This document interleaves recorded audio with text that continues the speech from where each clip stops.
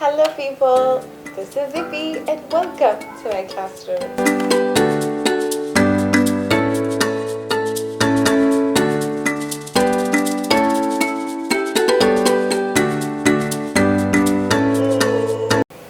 I'm really happy that you took the time to watch this video today. I can't believe it, this is our 30th episode. I am so happy. You have no idea. Talk about getting out of your comfort zone. I'm really excited. Thank you to all of you who support me and who have subscribed and those who continue to like and to everything that you're doing, sharing and commenting and everything else. So suggest it to a friend, to a friend, to another. Yeah. And so today we're just talking about something that is is quite big to every person as long as you are studying. And remember, we are talking about lifelong learning. Okay, so what do I mean here? I mean that we never stop learning. Okay, so study habits. Sometimes there's just a lot. Sometimes you feel it's too much. I am going to fail this exam, I'm going to fail this course, and you don't know where to start. So I'll just be giving you 10 tips that have worked for me personally. I know there are very many experts out there who tell you this and that. People are very different, okay? But I'll tell you the things that have truly worked for me. Me, who's somebody who's always learning and always, trying out new courses and yeah, and so on. So first thing I would say, and this is number one, so I have to start with it, but stay till the end. I'll give you the one that you just can't do without. So the first one is be present. Yes, it's in everything in life, in your relationships, in school especially. Be present in those lessons, and that's why you're always being told, avoid distractions, put your phone away. That is the number one thing, whether it's a physical lesson, a virtual lesson, or you're just studying for your anything, your exams, or just revision for just regular. Be present. That one will take you further than most things. That's what works for me. And someone might think that, oh wow, she's just getting good grades, she's just doing this and that. It doesn't come easy. You just become intentional and say, you know what, I'll put everything aside. I'm studying for 1 hour, 2 hours, and there'll be nothing that's going to interrupt that. And it's hard, especially if you're a parent, and there's so many other things that will come and interrupt. But be intentional and be present. Okay, that's number one. Second, get clarity. I'm naturally a very inquisitive person, and so I don't want a point, the lecturer has just said something and then it's passing. I want to know at that same moment what exactly they meant, and especially if it's something that's out of your area of expertise. I mean, that's why you're in school anyway. But if it's something that is out of the things that you're used to doing, for example, it's you learning like I did a course in statistics, for example, and that was a nightmare for me. And so with every step of the way, every calculation, that you're being taught, you need to understand, okay, why is it times this, okay, why is it like that. And sometimes you might feel like you're disrupting the whole lesson because, well, other people are first learners and you're the slow one there. Then just go to Google and check what exactly. But the whole thing is get clarity. If you're a student in school, do not be afraid of teachers. Do not, because yes, teachers might be very strict. They might want things to go a certain way. They want to finish their lesson on time, but every teacher is open to answering questions. So don't be scared of your teacher or your lecturer or even the person next to you in class. Okay, ask, get to know. Yeah, it will be that simple. And now remember, if you don't ask, then who's the person who's going to fail? It's you. So yeah, get clarity. Next thing that has worked for me is studying portions, small portions. And if you've been watching previous episodes, you'll see I talk about this thing of dividing things into smaller portions.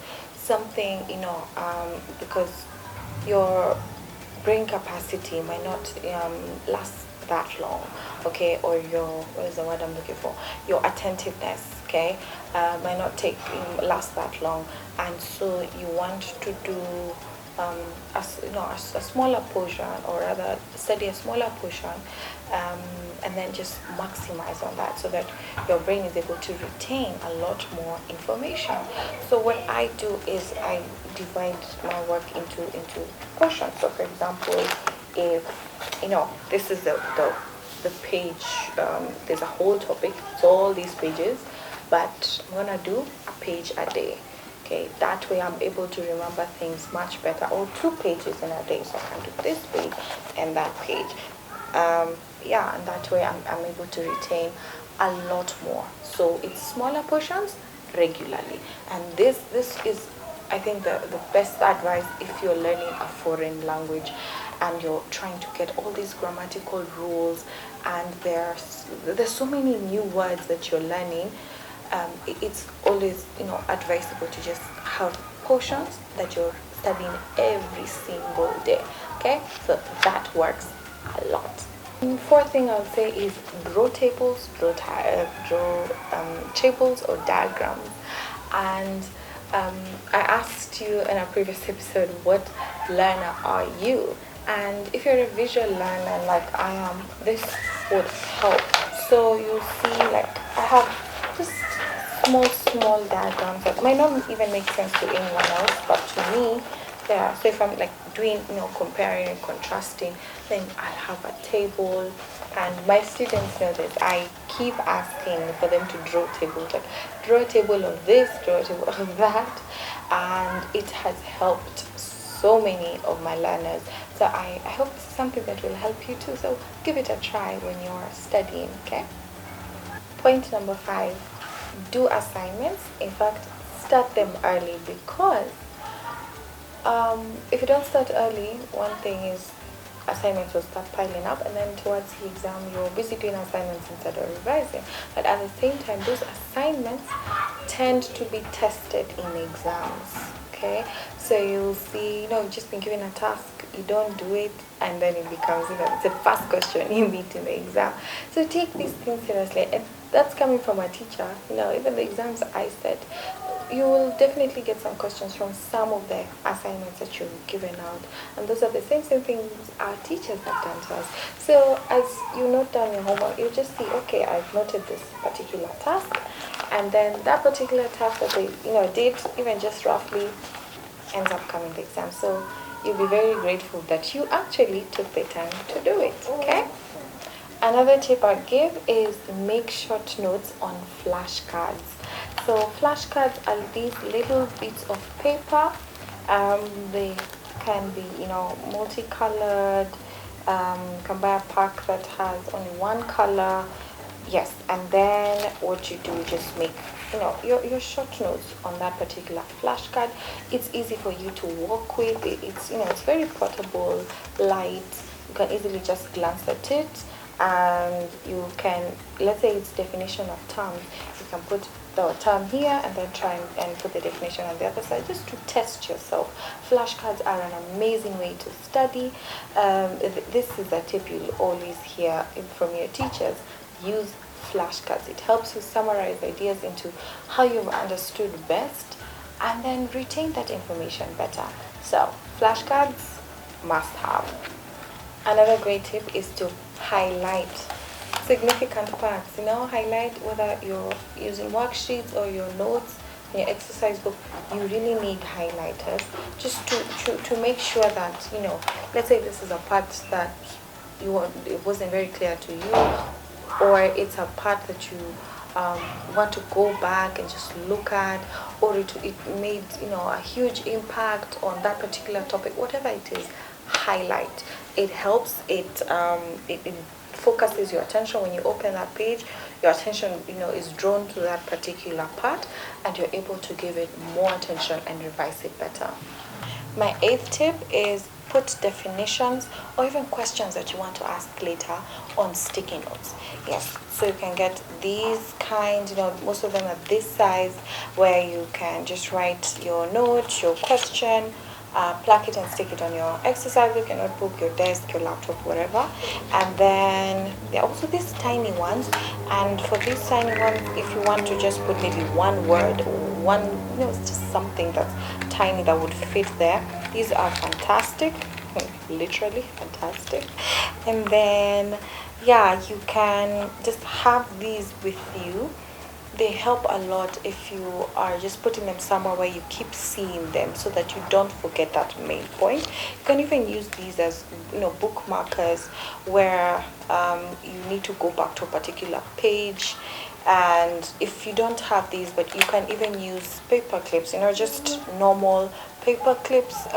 These colored ones work very well for anyone who's good with maybe visuals. It draws your attention very quickly to a particular page, so that you go back and study that. So that's an amazing study habit. Ninth tip, this one, I don't know if you can avoid. Watch YouTube videos on that particular topic. Okay, watch YouTube videos. Okay, you could even watch YouTube videos on the next topic that you are going to cover. But YouTube videos, if you're able to go through many, because you might find there are so many people online who are teaching you the same thing, but there's that one or two videos or whatever that particular teacher who appeals to you better. The explanations are a bit better, or they've used diagrams or something like that. So you need to go through them first, and until you pick, you find that one particular YouTube video that works to you, helps you learn better. And I should remember this because I did a course on accounting, and I don't remember the name of that YouTube video. I need to find it and put it on the description box. But this guy is a teacher from Nigeria, and the way he taught those explanations, I don't know anything much about accounting, but thanks to that particular teacher on YouTube, I learned so much more than even some of the things I was learning in class or from my peers. And it helped me, it broadened my mind. They were able to simplify things and explain. I don't know if it was the Niger accent, or I don't know, but yeah, YouTube videos do help a lot. So if you're a student and you're not checking up your topic online, please start. Finally, do past paper questions. You can do these by yourself, but it's even better with a partner or with a group.